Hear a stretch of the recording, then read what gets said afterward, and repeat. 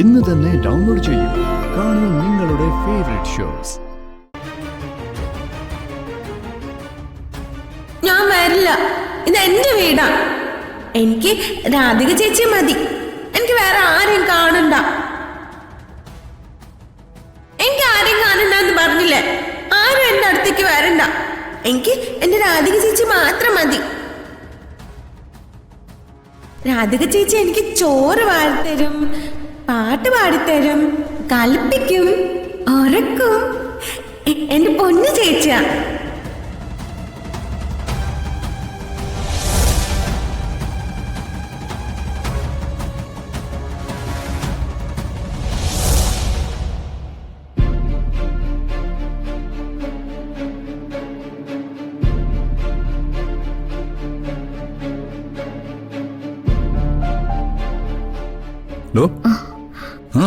താനെന്താ ഇവിടെ നിന്ന് മാറിയിരിക്കുന്നേ?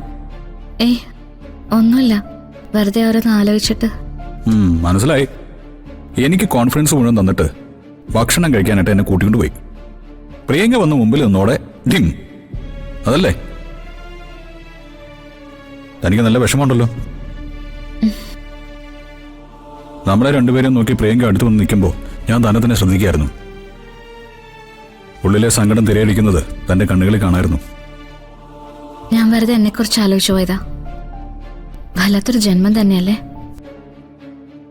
കുറ്റപ്പെടുത്തലും കുത്തുവാക്കുകളും ഒക്കെ കേൾക്കാൻ വേണ്ടി ആരോ പ്രത്യേകം പടച്ചുവിട്ട ഒരു ജന്മം പോലെ. ഇപ്പൊ പ്രിയ എവിടെയുണ്ട്? ഞാനിത് നിസ്സാരമായിട്ട് എടുക്കാൻ ശ്രമിക്കുന്നുണ്ട്. പക്ഷെ നാളെ എന്തൊക്കെയാ? അച്ഛൻ്റെ അമ്മയുടെയും ഭാഗത്തുനിന്ന് ഒരു കുഴപ്പമുണ്ടാവില്ല. പക്ഷേ മുത്തശ്ശി,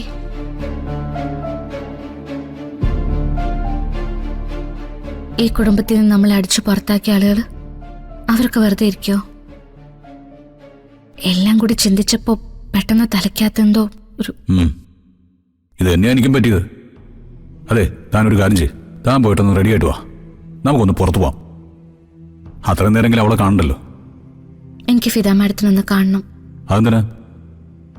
ഞാൻ പറഞ്ഞിട്ടില്ലേ, ഫിദ മാഡത്തിനടുത്ത് ചെന്നിരിക്കുമ്പോ ഒന്നും സംസാരിച്ചില്ലെങ്കിൽ പോലും എനിക്ക് മനസ്സിനൊരു ആശ്വാസം കിട്ടും. ഒന്നുമില്ലെങ്കിലും ഞാൻ എൻ്റെ അമ്മയെ പോലെ കാണുന്ന ഒരാളല്ലേ. അല്ല, അങ്ങനെയാണെങ്കിൽ നമുക്ക് നേരെ അങ്ങോട്ട് പോവാം. നമ്മുടെ സമാധാനം എവിടെയാണെന്ന് കണ്ടെത്തി കഴിഞ്ഞാൽ പിന്നെ ഒട്ടും താമസിക്കാൻ പാടില്ല.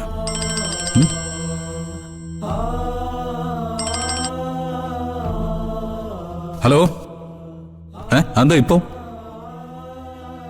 എടോ, ഇതൊക്കെ ഒന്ന് നേരത്തെ പറയണ്ടേ അർജുൻ? ഓക്കെ, ഞാൻ വരാം.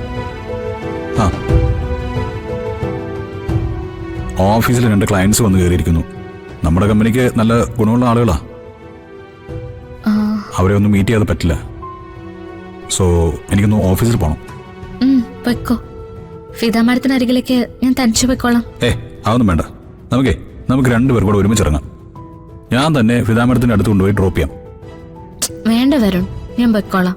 അതൊന്നും പറ്റില്ല. ഞാൻ പോയി കഴിയുമ്പോൾ പ്രിയങ്ക എന്തെങ്കിലും കാണിക്കും. അതുകൊണ്ട് പോകുന്നില്ല എന്ന് പറഞ്ഞ് താൻ യാത്ര മുടക്കും. അതുകൊണ്ട് റെഡി ആയിക്കും. വാ.